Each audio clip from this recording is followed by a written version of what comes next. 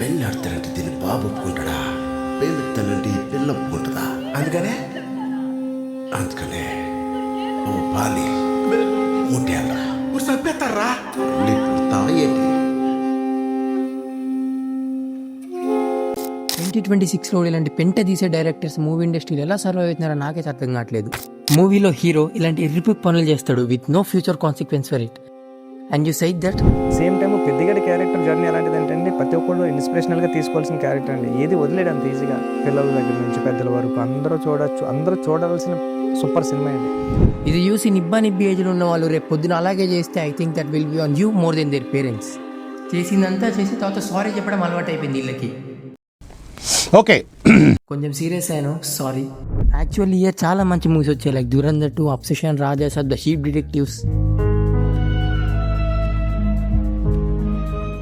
కానీ మనోళ్ళు అలాంటి సినిమాలు తీసారా అంటే నా నోస్ ఉన్నా అవే చిరాకు దించే సీన్లు అదే రోజుతో టార్చర్ పెడతారు నా లబడా. Okay, let's talk about the reasons why Peddi got ఫాక్.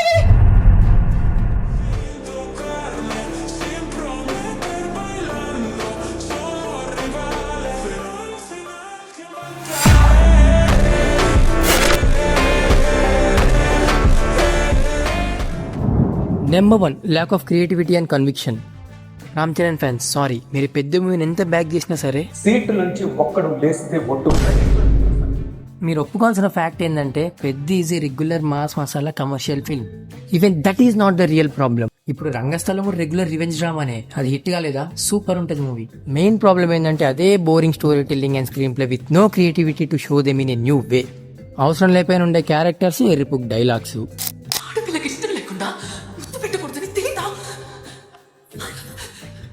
ఒకడు ప్రేమార్థమని పువ్వు ఇచ్చి చెప్తాడు, ఒకడు ఉత్తరం రాసి చెప్తాడు, ఒకడు బహుమానం ఇచ్చి చెప్తాడు.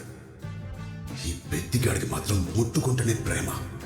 ఇవి చాలన్నట్టు ఐటమ్ సాంగ్స్, కట్టిపన్న సాంగ్స్ మాత్రం పక్కా ఉండాలి. అవి లేకపోతే అసలు సినిమానే చేయనంటారు. నాకు తెలిసి ఐటమ్ సాంగ్స్ అండ్ కట్టిపన్న సాంగ్స్ ఉన్నంత వరకు TFIలో మంచి మూవీస్ రావు.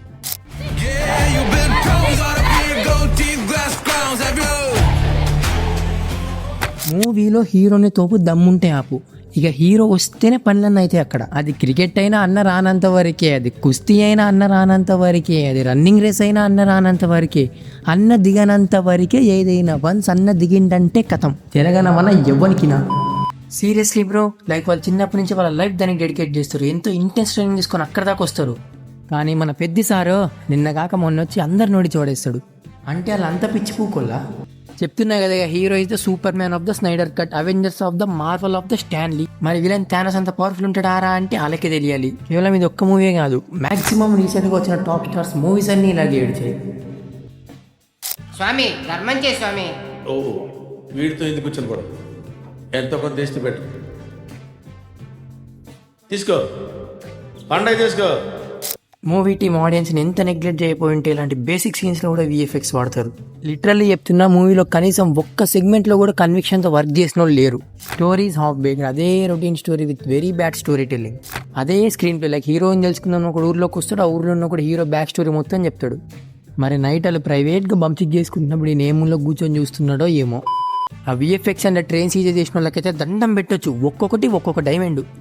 ఇక నాకు తెలిసి ఆ ఫైట్ సీన్స్ గురించి ఎంత తక్కువ మాట్లాడుకుంటే అంత మంచిది.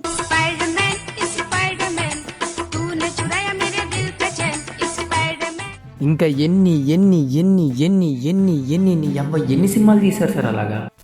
బడ్జెట్ గురించి మాట్లాడితే ఇంకా నాకు బీపీఏ. 350 కోట్లు సార్ బడ్జెట్. అంటే దురంధర్ 1 అండ్ దురంధర్ 2 3 గాడ్జిల్లా -1లు 45 అబ్సెషన్లు వస్తాయి. So it's not the budget that is lacking, it's about creativity and conviction.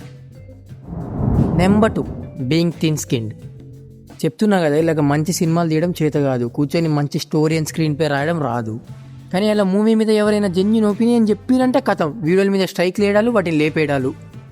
ఇది ఎలా ఉందంటే, ఇప్పుడు మూవీ మంచి ఉందని చెప్పినాం అనుకోండి, రండి కూర్చోండి, టీ ఇవ్వండి. అదే నువ్వు పొరపాటున మూవీ బాగాలేదు అన్నావు అనుకో, ఈ లంచా కొడుకు ఎవరు, ఈ లంచా కొడుకుని ఎవరు కూర్చోబెడితే సీరియస్గా చెప్తున్నా, మీరు జెన్యూన్ క్రిటిసిజం తీసుకోలేకపోతే పబ్లిక్ డొమైన్ నుంచి మింగేయండి. ఉంటారుగా మీ భజన బ్యాచ్, వాళ్ళతో కూర్చొని చూసుకొని మీరు తీసిన మూవీ ఇంట్లో పబ్లిక్ డొమైన్లో ఉంటే you have to respect others opinions, whether అది నీకు ఫేవర్గా ఉన్నా లేకపోయినా. మీరు ఫస్ట్ మీరే తోపు సార్, మీరు ఏది చేసినది బాగుంటుంది సార్, మీరే కరెక్ట్ సార్ అని భజన కొట్టే గ్యాంగ్ నుంచి బయటకు రండి. Don't be a fucking frog in the well. బయటకు వచ్చి చూడండి ఎలాంటి సినిమాలు వస్తున్నాయో మార్కెట్లోకి, మనం ఎలాంటి సినిమాలు తీస్తున్నామో అని. ఆ ఉప్పెన్ ఒక బొకడాల సినిమా, అది హిట్ ఎలా అయిందో, దానికి 100 కోట్లు ఎలా వచ్చినాయో నాకైతే ఇంకా అర్థం కావట్లేదు. Number 3, unnecessary casting. ఒక మూవీ పాన్ ఇండియా మూవీలకు కావాలంటే దానికి ఏం కావాలి? మల్టిపుల్ స్టార్సా? No. It needs a good story that reaches wider audience. It needs a great story telling so it can connect to everyone. Movies scale and visuals that hooks the audience and create a benchmark in movie industry. 90% of the movie budget యాక్టర్స్కి డైరెక్టర్స్కి వెళ్ళిపోతుంటే ఇంకా quality movies ఎక్కడి నుంచి వస్తాయి? Throughout India different states నుంచి యాక్టర్స్ని వెతుక్కొని తీసుకొస్తారు, కానీ వాళ్ళకి ఇచ్చేది అవే జెనరిక్ టెంప్లెట్ రోత పుట్టించే క్యారెక్టర్స్. నాకు జెన్యున్గా ఇంకా ఇప్పటివరకు ఒకటి అర్థం కాలేదు, why Janhvi Kapoor man? I mean, if you brought her up for Bollywood market, I'm damn sure that Ram Charan has more market than her in North. సరే పోనీ యాక్టింగ్ ఏమైనా చేస్తుందా అంటే నో. ఆ సర్జరీ ఫేస్ వల్ల ఏమో తెలియదు, అసలు ముఖంలో ఎక్స్ప్రెషన్సే పలుకోవు. ఆ దివ్యాంది ఎందుకుంటే ఆయనకి తెలియదు. ఆ శివరాజ్ కుమార్ రోల్ ఏదో కొంచెం బాగుంటుంది, కానీ నేను చిన్నప్పుడు చూసిన కరాటే కిడ్ సేమ్ ట్రైనింగ్ అదే దింపి పెట్టిరు.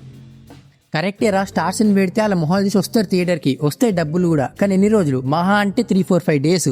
కానీ వన్స్ మూవీ ఎలా ఉందో లాంగ్ రన్ ఆడియన్స్కి తెలిసాక వాళ్ళు రారు కదా థియేటర్కి. ఇది ఎందుకు చెప్తున్నానంటే, మీరు ఎన్ని హ్యూజ్ కలెక్టెడ్ మూవీస్ తీసుకోండి, వాటికి maximum collection long run audience ద్వారానే వచ్చుంటాయి.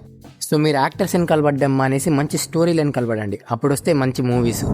Number 4, RCs wasted potential. ఇది కొంచెం పర్సనల్. యాక్చువల్లీ పెద్ద ఏదైనా పాజిటివ్ ఉందా అంటే అది Ram Charan's యాక్టింగే. But I don't know why he's selecting these type of scripts when he only did these great movies. When acting radante no, he got so much talent. We know that and we already seen it. This is not good. He need to make better movies from now, like those ones that he did it in past.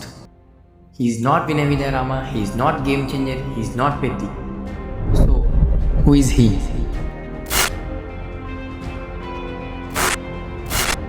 He scares me more.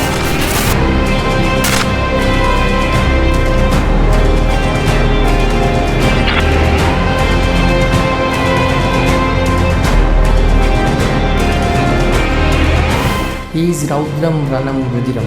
He is Rangasthalam. So Ram Charan, make movies like those.